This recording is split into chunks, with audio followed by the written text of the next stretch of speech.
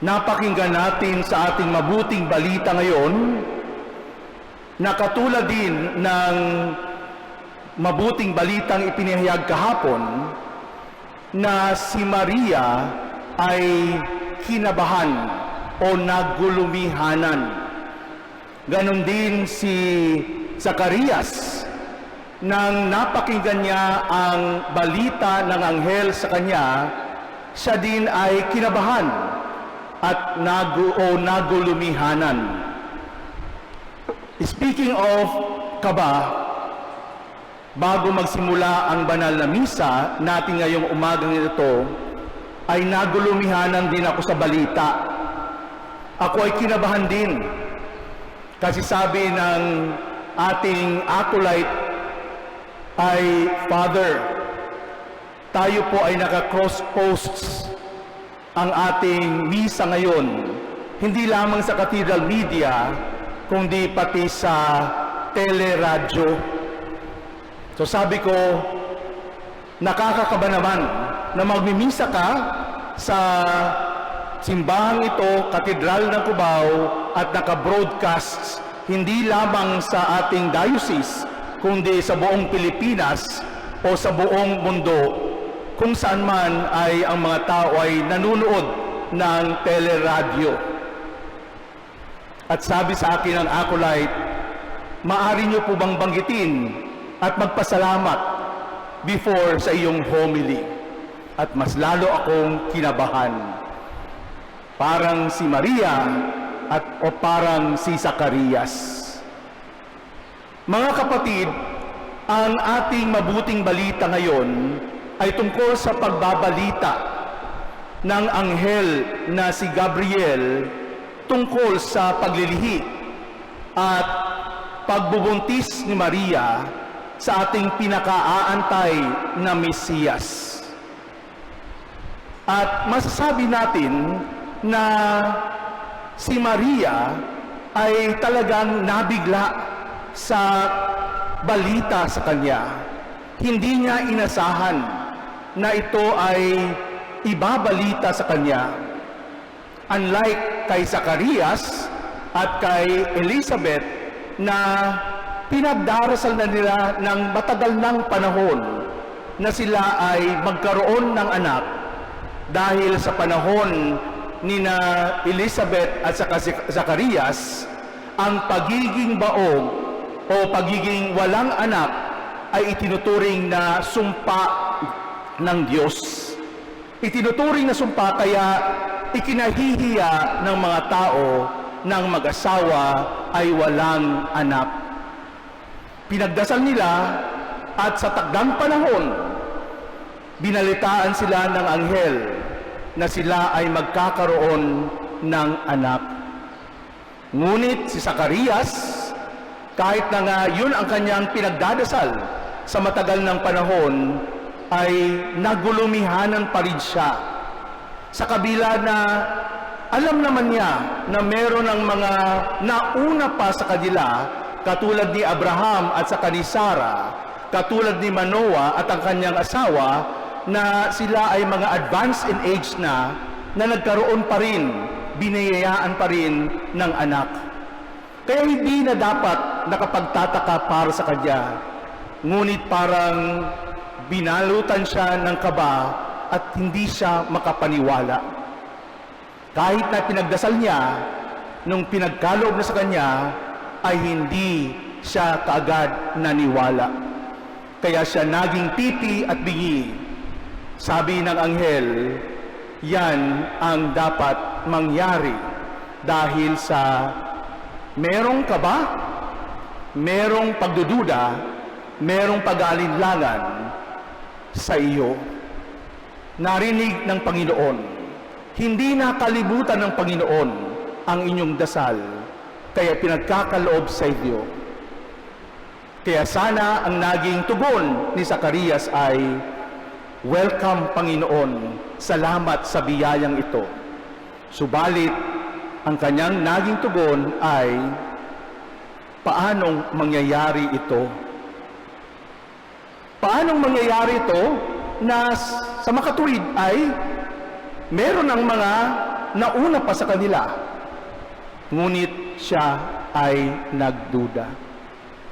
Si Maria sa ating mabuting balita ngayon na talagang unexpected dahil sabi niya, paanong mangyayaring ito? Hindi akong isang babaeng merong nakasiping na, isang babaeng bata pa, paanong magaganap ito? Nagtanong si Maria, hindi galing sa pagdududa, kundi nais niyang mapaliwanagan kung paanong magaganap ito. Hindi siya nagduda, ngunit nagtanong siya. Tayo din sa ating buhay, merong mga balita na nagdududa tayo. Merong mga balita na kailangan natin munang mag-isip at pagdilayan kung ano ang balitang ito. Lalong-lalo na kung ang balita na yan ay ipinost sa Facebook o kung saan man sa TikTok o kung anumang media ipinost. Dahil naglipa na ang mga fake news sa mundo. At madalas, pag sensational ang balita, ay hindi totoo. Ngunit tayo ay madalas ma-hook sa mga fake news dahil para sa atin, ang gandang-ganda ng balita. O ang balitang iyon ay sang-ayon sa aking naiisip. Kaya kahit hindi totoo, ito ay paniniwalaan ko at hindi lang paniniwalaan ko, kundi ito ay ibabahagi ko pa sa mga kakilala ko.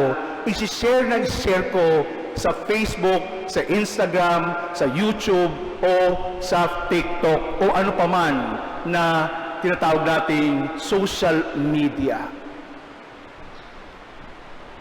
Kailangan, katulad ni Maria, nagtanong, nag-usisa, kinilatis muna kung ano ba talaga ang balita. Hindi agad-agad siyang naniwala, hindi dahil duda siya, hindi nais niyang mapagtanto ano ba talaga ang kalugan ng balitang ito. At ano ba ang balita ng anghel? Sabi sa ating mabuting balita ngayon, ang bungad ng anghel, matuwa ka, ikaw ay kalugod-lugod sa Diyos. Nakapagtataka dahil hindi tinawag ng anghel si Maria sa kanyang pangalan. Bagkus napalitan ang kanyang pangalan ng ikaw ay kalugod-lugod sa Diyos. Sa Griego kung saan isinulat ang mabuting balita, ang sabi ng anghel ay Kyrie kekaritomene. Ano bang ibig sabihin ng kekaritomene? Ang ibig sabihin ng kekaritomene ay ikaw ay kalugod-lugod sa Diyos. Minsan ito ay tinatranslate natin ng full of grace, na pupuspos ka ng biyaya.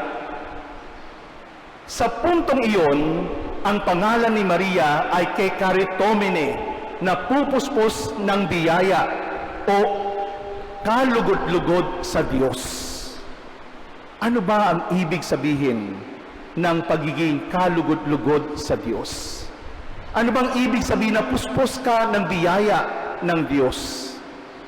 Ang ibig sabihin, sabi ng anghel, dahil sumasa iyo ang Panginoon. Puspos siya ng biyaya dahil ang Panginoon ay sumasa kanya. In other words, ito po ang nabanggit na pangalan sa ating unang pagbasa, Emmanuel, God with us. At anong ibig sabihin? If God is Emmanuel, God is with us. Anong ibig sabihin pag sumasa atin ang Panginoon? Ibig sabihin, nagsimula na ang karanasan natin sa paghahari ng Diyos. Anong klaseng paghahari meron ang Diyos? Paghahari na nandyan ang pagsisilbi. Paghahari na nandyan ang katarungan. Paghahari na nandyan ang kapayapaan. Paghahari na nandyan ang pag-ibig. Dahil ang Diyos ay pag-ibig. Ang Diyos ay Diyos ng katarungan. Ang Diyos ay Diyos ng kapayapaan. Ang Diyos ay Diyos ng kapakumbabaan. Ano ang panawagan sa ating lahat? Sa ating pagninilay tungkol sa pagbabalita ng anghel, na tayo din ay nais ng Diyos na makaranas ng kanyang kaharian. Tayo din ay nais ng Diyos na makaranas ng kanyang pag-ibig. Tayo din ay nais ng Diyos na makaranas ng kanyang katarungan. Tayo din ay nais ng Diyos na makaranas ng kanyang kapayapaan. Tayo din ay nais ng Diyos na makaranas ng kanyang pagmamalasakit. Hindi lang para kay Maria, kundi para sa lahat.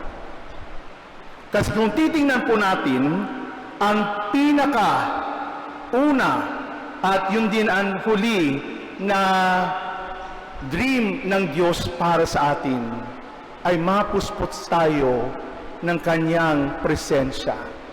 Na ang bawat isa sa atin ay malinis, katulad ni Maria, na ang bawat isa sa atin ay nadarama ang paghahari ng Diyos. Paano ba natin mararanasan yon? Katulad ni Maria sa ating mabuting balita, matapos niyang usisain kung ano ba talaga ang tunay na kahulugan nito, ang sabi niya, ako'y alipin ng Panginoon, mangyari sa akin ang iyong sinabi.